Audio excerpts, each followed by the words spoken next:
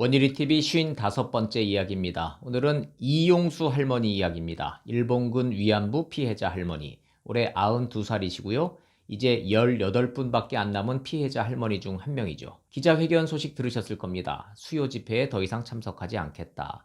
성금이 어디에 쓰이는지 모르겠다. 젊어서는 일본에 울고 그 후 30년은 속아 살았다. 이런 폭로성 기자회견을 하셨어요. 하나 더 덧붙인 게 윤미향 국회의원 당선자, 국회의원 하면 안 된다 이랬습니다. 윤미향은 더불어시민당 비례대표 당선자입니다. 정의기억연대, 이 시민단체의 이사장을 했던 시민운동가죠. 과거에는 정대협이라고 했습니다. 정신대 문제 대책협의회. 더불어시민당 비례 1번부터 10번까지가 시민사회단체 몫이었습니다. 윤미향은 위안부 시민단체 몫으로 국회의원 당선자 됐죠.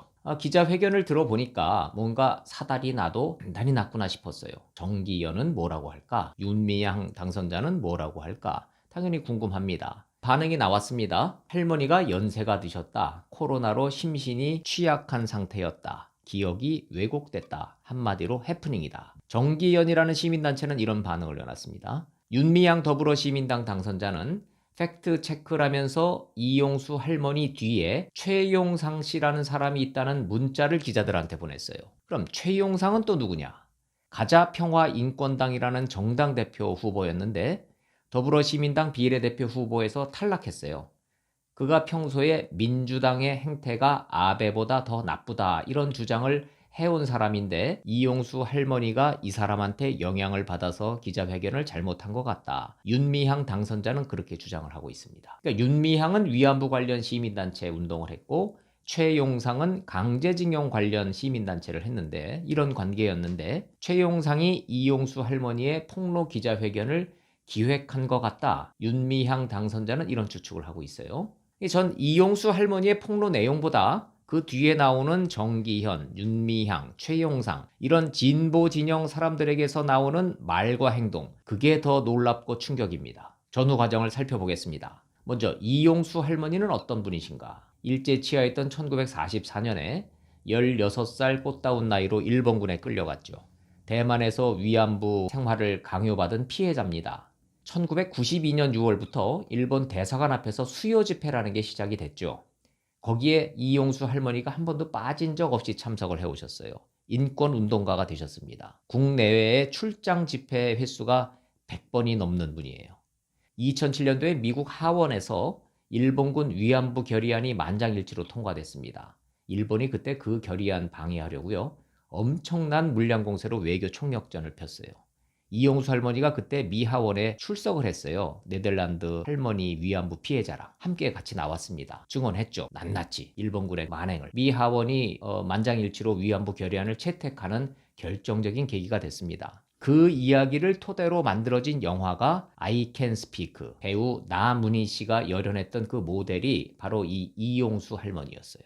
그랬던 이용수 할머니가 수요 집회 문제 있다 지적을 하고 나섰습니다. 수요 집회는 공식 명칭이 일본군 성노예제 문제 해결을 위한 정기 수요 시위 이렇게 돼 있습니다. 1992년 1월 8일 날 시작을 했는데 그날이 미야자와 기이치 일본 총리가 방한한 날이에요.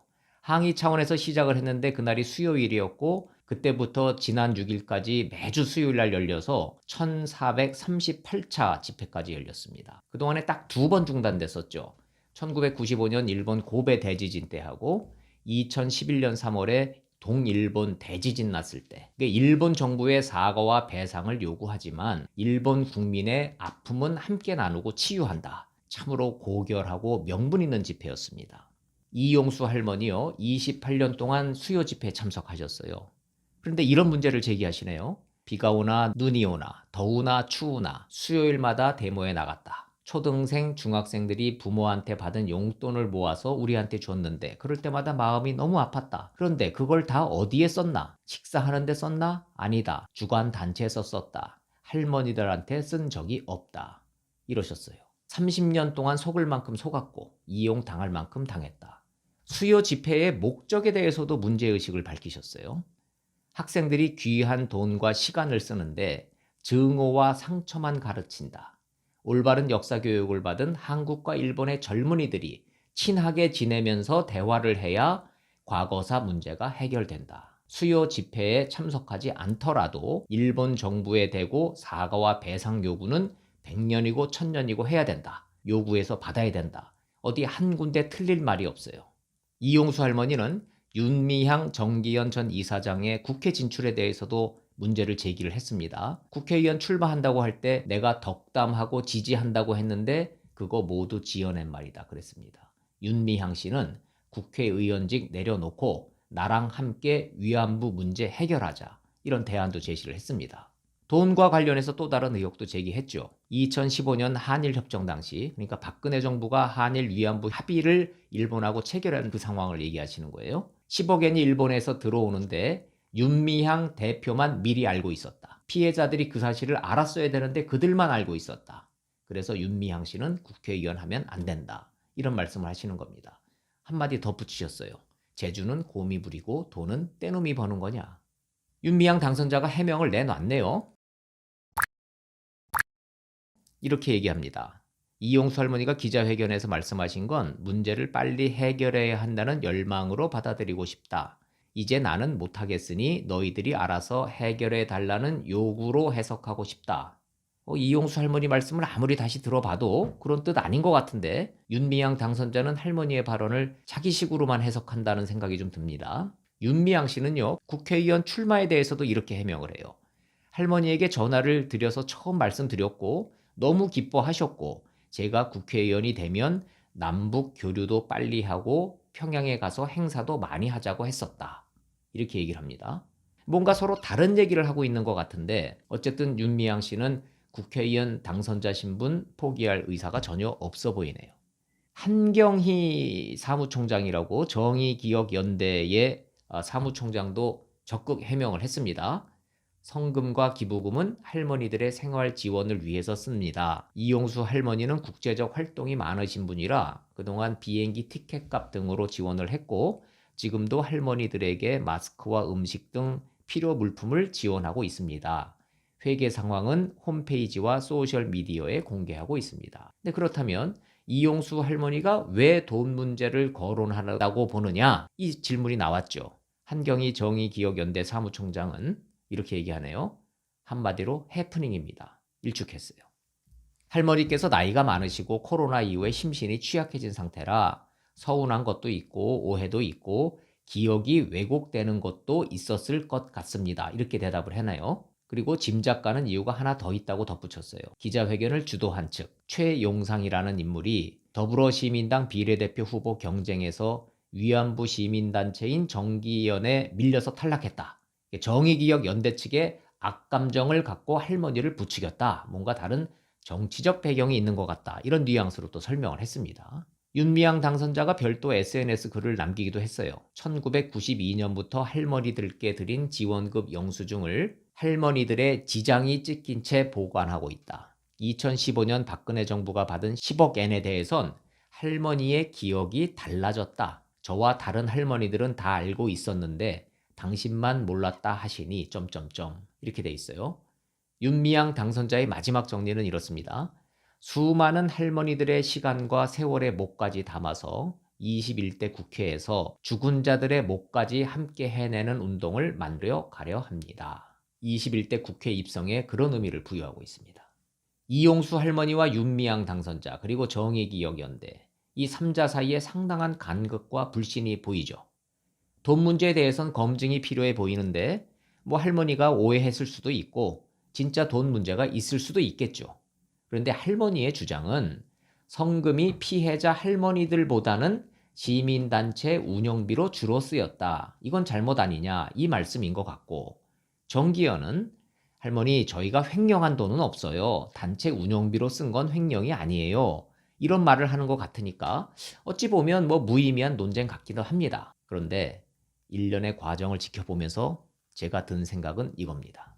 이제 시민단체가 정치 기득권이 됐구나. 피해자가 이용당했다고 생각할 정도로 더 이상 순수 운동이 아닌 정치 세력이 됐구나. 이런 생각은 듭니다. 윤미향 씨는요. 위안부 할머니를 어쨌든 발판 삼아서 국회 진출에 성공했습니다. 반면에 윤미향 씨와 경쟁을 하며 더불어시민당 비례 후보 신청했다가 떨어진 최용상 씨라는 그분은 윤미향 씨의 국회 진입에 부정적인 견해를 갖고 있어요, 분명히. 윤미향 씨가 위안부 할머니들을 팔아서 경제적, 정치적 이득을 챙겼다. 이런 공격을 멈추지 않고 있습니다. 이게 모두 범여 계열, 범진보 진영에서 벌어지는 일이에요. 주도권, 기득권, 이걸 놓고 다투는 전형적인 모습입니다. 여기에는 국회의원 배지가 또 달려 있어요. 이제 대한민국의 주류가 바뀌었고 시민단체, 더 이상 비주류 아니죠. 이건 엄연한 현실인데 이제 위안부 할머니들까지 기득권 정치 세력의 다툼에 휘말렸구나. 전 이게 본질이라고 봅니다. 이용수 할머니가 강조하는 대목은 바로 이겁니다. 증오와 상처만으론 위안부 문제 해결 안 됩니다. 올바른 역사 교육을 받은 한국과 일본의 젊은이들이 친하게 지내며 대화해야 문제가 해결됩니다. 증오와 상처만 가리키는 수요 집회 더 이상 이렇게 가면 안 됩니다. 이 얘기를 하시는 거예요. 성금을 모아서 왜 나한테 안 썼냐, 누구를 국회의원으로 민다 안 민다 이걸 얘기하는 게 아니다 이겁니다. 일본 정부에게 사과와 배상 요구 100년이든 1000년이든 해야 마땅하다. 그러나 수요 집회는 올바른 역사 교육에서 벗어났다. 관련 단체들은 정치적 이해를 위해서 위안부 피해자인 나를 더 이상 이용하지 마라. 이 얘기 아닐까 싶습니다. 전 그 어떤 정치인도 못했던 말을 이용수 할머니가 대신하는 거라고 생각합니다. 할머니가 연세는 드셨지만 기억 또렷하고 정신이 맑습니다. 해프닝 아닙니다, 이건. 적어도 위안부 할머니와 동고동락했다면 해당 시민단체나 거기 출신 예비 국회의원 입에선 할머니가 나이 들어서 기억이 왜곡됐다. 그런 소리는 하면 안 된다고 생각합니다. 이용수 할머니가 하신 말씀 중에 한 군데도 틀린 구석이 없어요. 기득권 세력화가 된 시민단체가 됐든 정치인으로 변신한 시민운동가가 됐든 경쟁 관계에 있든 정적이든 이젠 위안부 할머니 팔이 장사 그만둘 때가 된 것 같습니다. 원일이 TV 마칩니다. 고맙습니다.